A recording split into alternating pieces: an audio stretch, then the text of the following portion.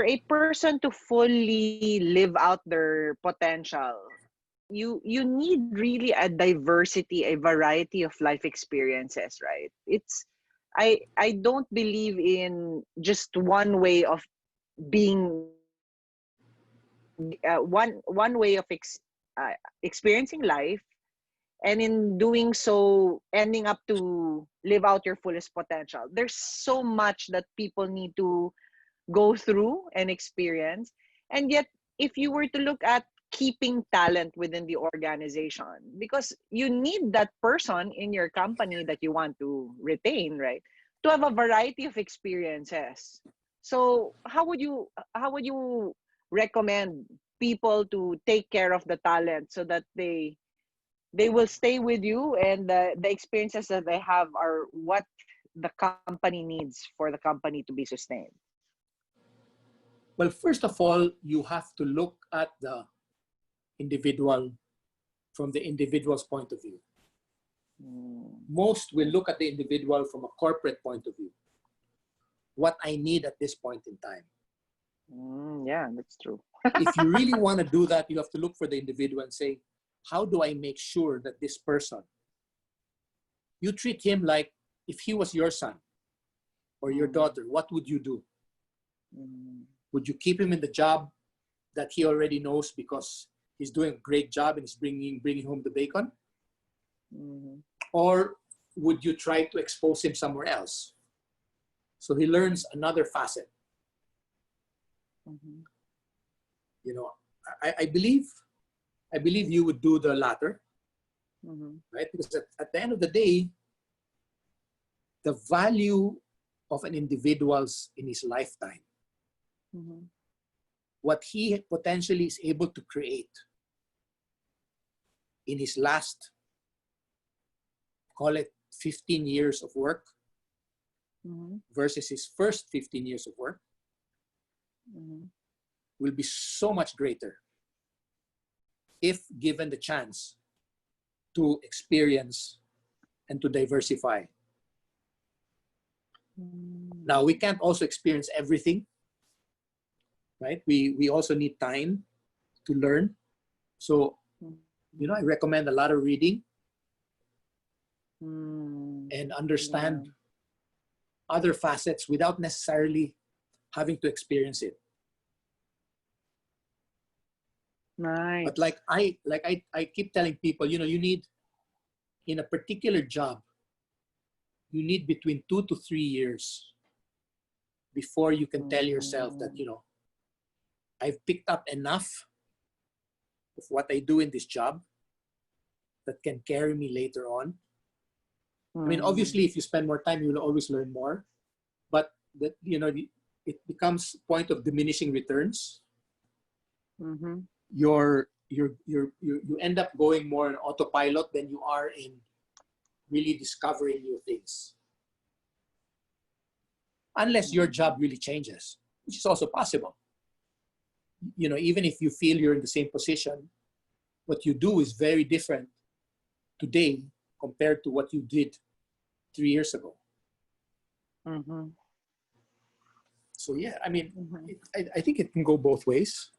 But again, it's up to you, right? You as the individual, what is right for you?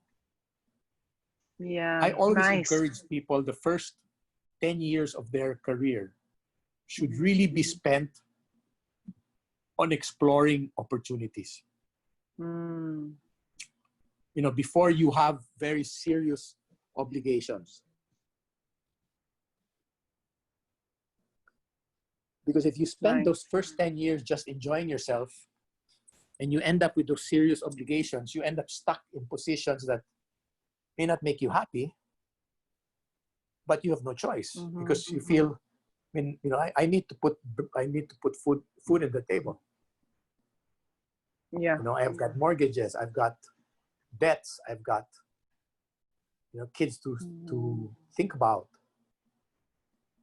and stuff like that. Yeah. So if you were to express it in percentages, for a person to go through his career and at the end, by the time they retire, knowing that they've already um, reached self-actualization, their talents are fully utilized and they feel so fulfilled and purposeful.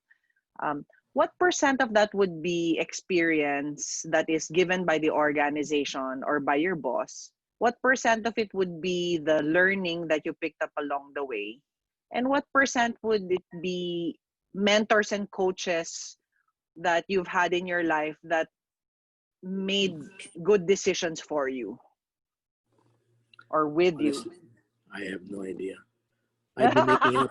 I'd be picking up numbers off the air. Because the life experience piece, do you think that because I when you were saying about that the individual should be listened to, and really look at this person's talents, treat them like they were your child, how would you want them to develop? The thing is, self-awareness is key for you to also be able to mentor someone, right?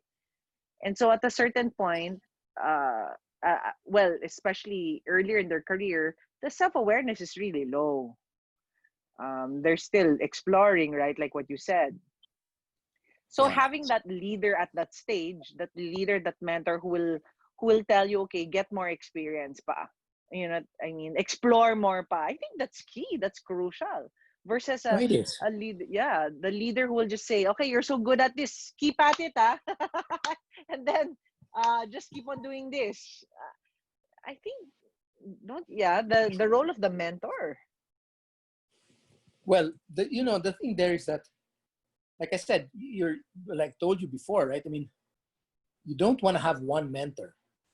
That Yeah. now becomes your choice of who you get to want to listen to for whatever reason, right? I mean, somebody who can help you in your career, somebody who can help you think things through, somebody who can help you in your social life, somebody who can help you with whatever it is, right? I mean,